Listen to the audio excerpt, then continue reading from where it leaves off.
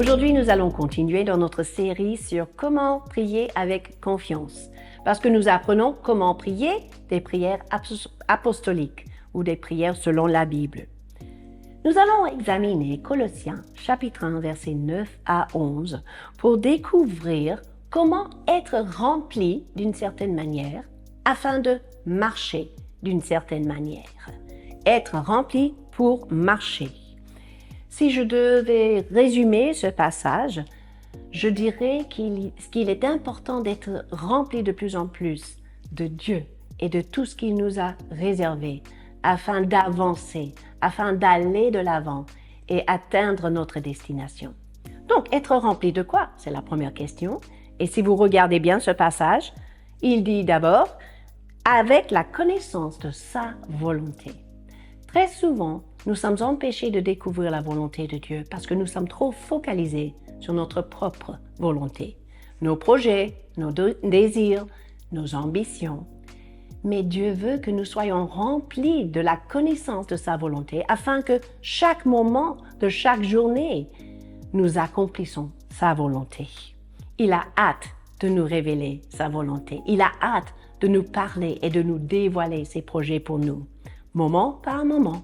Et c'est pourquoi il nous a donné sa parole. C'est pourquoi il nous a fait entendre sa voix. Nous pourrons prier pour la connaissance de sa volonté avec confiance. Mais non seulement sa volonté, en toute sagesse et en toute intelligence spirituelle. La sagesse spirituelle dépasse de loin la sagesse humaine. Ce n'est pas quelque chose qui est le fruit de nos analyses, de nos conclusions, mais plutôt de ce qui est dans le cœur de Dieu qui voit tout de loin. Et de l'intelligence spirituelle, ça n'a rien à voir avec notre éducation. Ma question pour vous est, qu'est-ce que c'est votre QI spirituel? Parce que ce n'est pas la même chose que l'intelligence humaine. Vous savez, le manque d'intelligence spirituelle nous rend vulnérables aux mensonges de l'ennemi. Et c'est pour cela que Dieu veut que nous soyons remplis de cette intelligence spirituelle et cette sagesse spirituelle et surtout la connaissance de sa volonté. Mais afin de faire quoi? Afin de marcher d'une certaine manière. Il le décrit bien sur plusieurs points. Pour marcher d'une manière digne du Seigneur. Ça, c'est vraiment le désir de mon cœur, mes amis.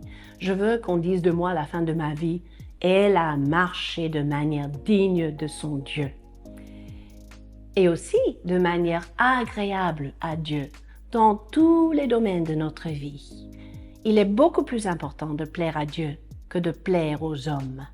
Et cet esprit qui veut plaire aux hommes nous fait taire parfois, de peur de confronter, de peur d'offenser.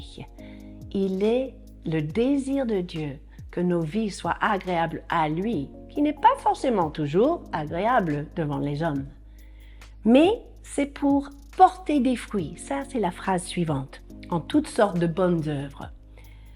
Ça veut dire ne pas perdre notre temps dans des choses qui ne sont pas fructueuses pour le royaume de Dieu.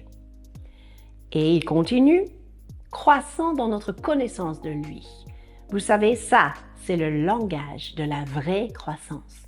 Toujours à la poursuite de mieux connaître Dieu, de connaître son cœur, connaître sa nature, connaître sa parole, connaître sa pensée.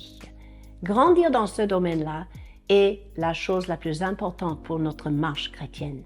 Et finalement, que nous soyons fortifiés par sa puissance glorieuse.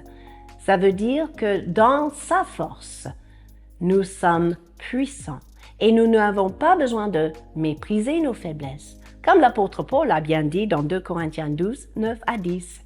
Il a dit « Je me contente de ma faiblesse parce que quand je suis faible, je suis fort en mon Dieu. » Vous savez, ces passages-là nous aident à prier concrètement, avec confiance.